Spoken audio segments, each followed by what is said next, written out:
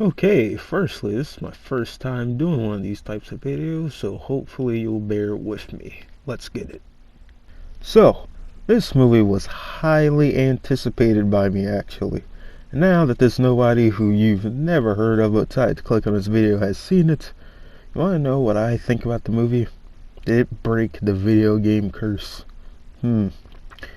Well, I think it gave it a firing squad because this movie is actually pretty good.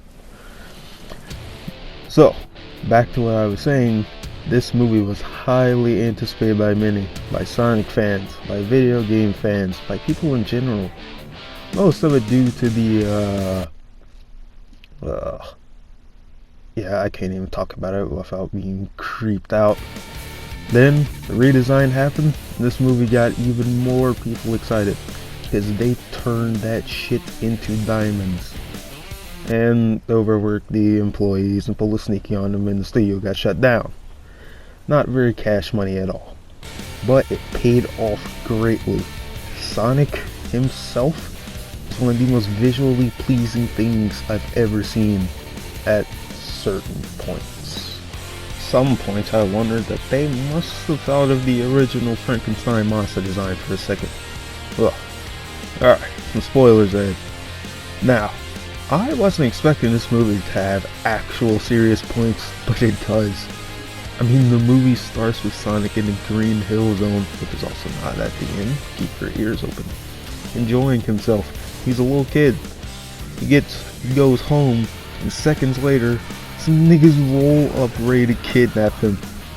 This owl lady helps him escape, and she gets shot with an arrow. There's also a moment where Sonic plays baseball against himself, which were in the trailers, scores, and realizes soon after that no one else is around and he's all alone. Like, I wasn't expecting to be hit with this early in the film. Now, after that moment, Sonic runs around the field, starts channeling fucking lightning, explodes, and takes out all power in the Pacific Northwest, which attracts the attention of the government, which leads to the introduction of Dr. Robotnik, played by Jim Carrey. Boy, is he crazy. Like, he is eccentric. But at some points of the film, like his introduction, he's kinda scary. And at some points, he's so eccentric, they do a musical number where dude's is just dancing around waiting for his project to finish. And regardless of it all, I loved him in the role, and I legit can't see anyone else portraying Dr. Eggman. At this point, Sonic now meets our human hero, Tom, forgot his last name, please don't hurt me. He's on the force in the small town of Green Hills, on the Earth, yes. But dreams of being on the San Francisco police so he can prove himself that he's worthy of the badge.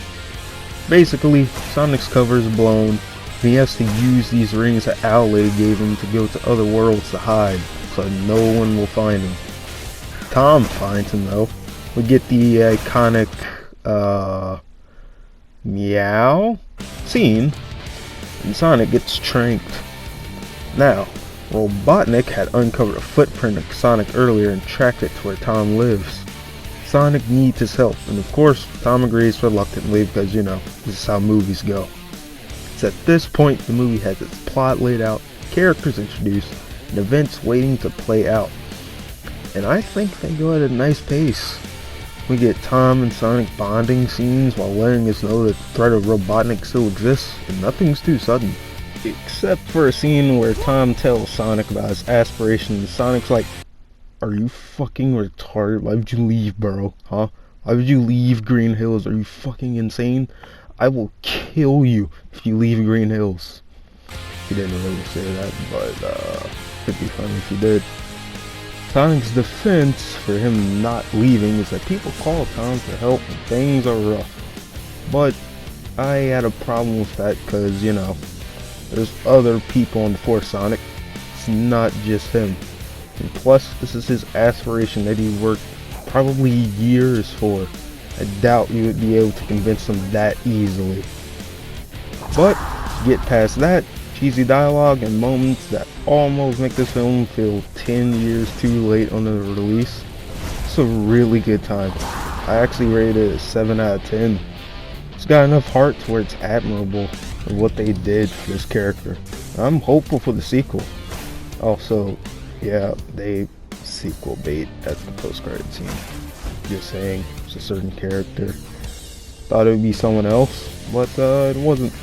Glad I wasn't spoiled on that actually.